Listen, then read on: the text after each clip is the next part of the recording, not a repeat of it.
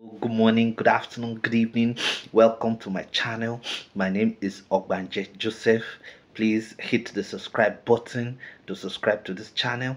Share, like, as well as drop a comment on the comment section.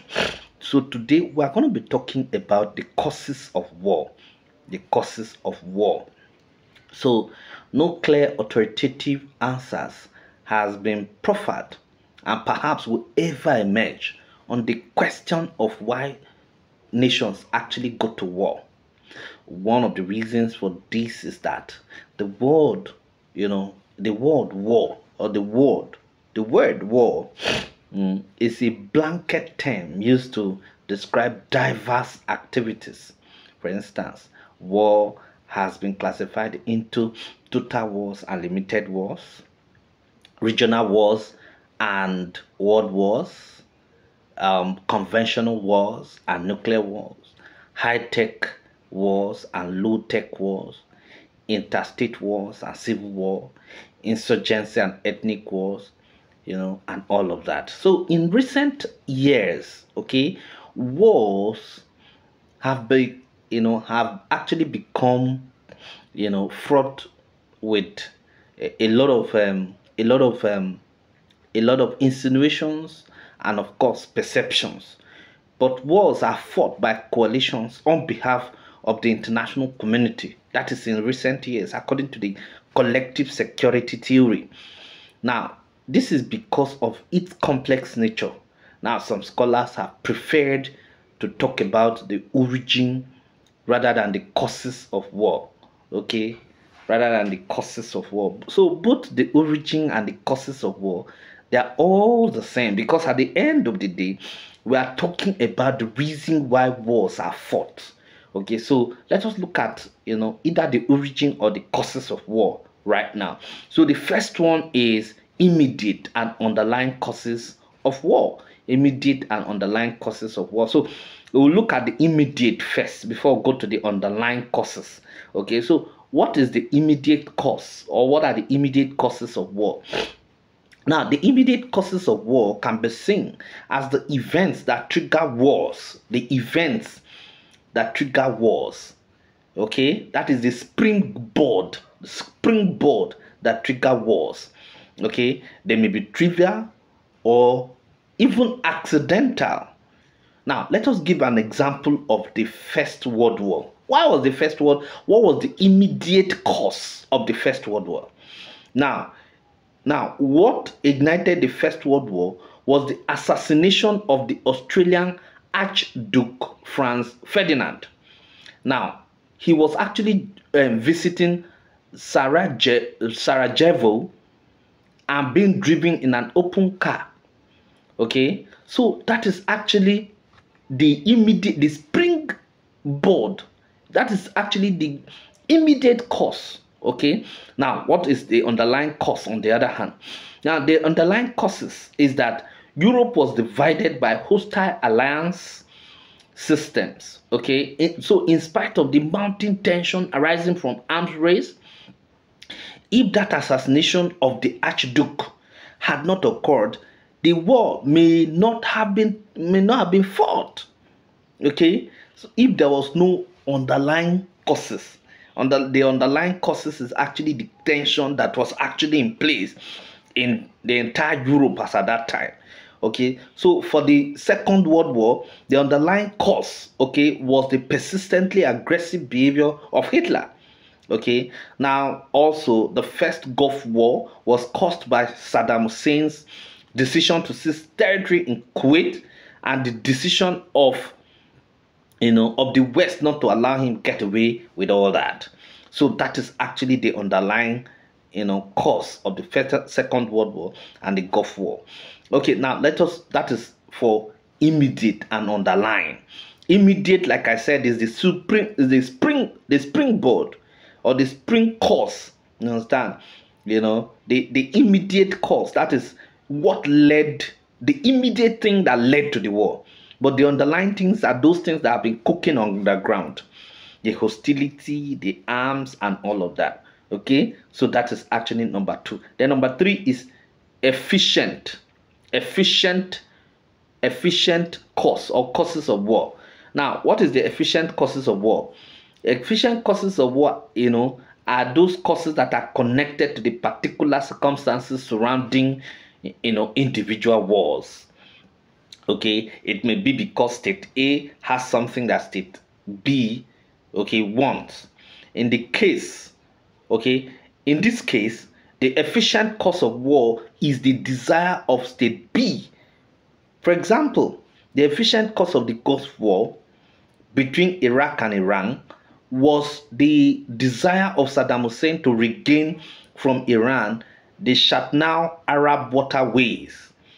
Now, the efficient cause of that war, that is of the 1990 war between Iraq and the Western coalition, was because of Saddam Hussein's desire, for Kuwaiti's territory and resources. Okay, so the efficient cause of the 2002 war with Iraq was the decision of the US and UK to topple Saddam Hussein. Okay, so that is actually the efficient cause of war. Is the efficient causes of war. Then we also have the permissive causes of war. This is a case where whereby war is allowed to take place without actively promoting it. War that is, if war takes place without you actively promoting it, that is actually permissive cause of war. Now, the anarchic world where independent sovereign states exist without any, without any hegemon, without any authority above them, and no institution sufficiently powerful to regulate their relations, is a permissive cause of war. You understand? So this situation pushes states to actually behave aggressively despite whatever peaceful intervention they may have. So the only solution to this is when the states become unified and ruled by a single authority sufficiently powerful enough to compel peaceful behavior.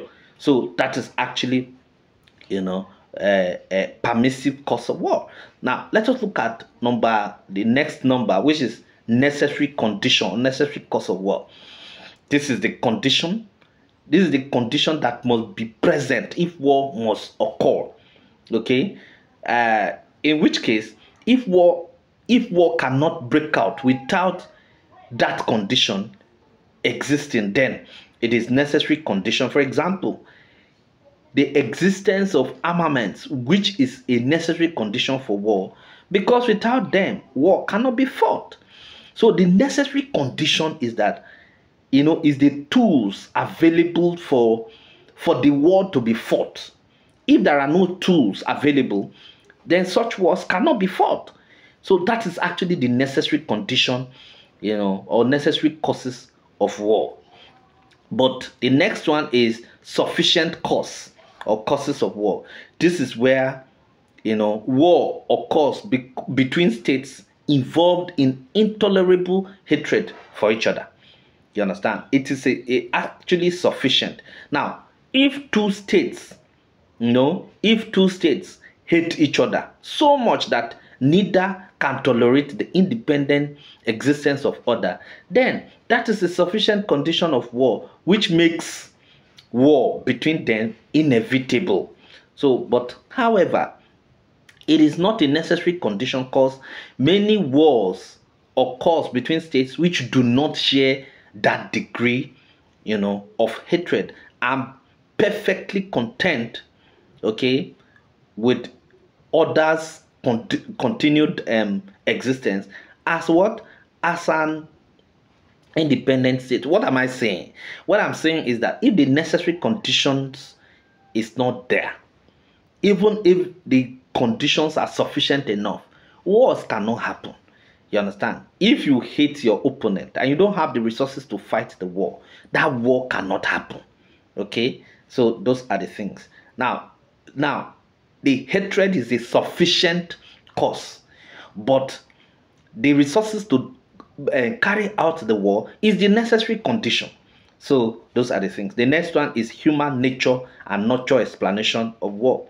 Now, on opinion on the human nature explanation of war is divided between the liberals and the conservatives. Now, for the liberals, wars are caused by by nurture and not nature. They are naturally attracted to the idea that aggression and war can be tamed. Okay, so which means it is not the nature of human beings to fight war. People that wars are actually imbued into people. Wars are actually taught to people. People are actually, provoked into fighting war. Okay, however, the conservatives actually argue that,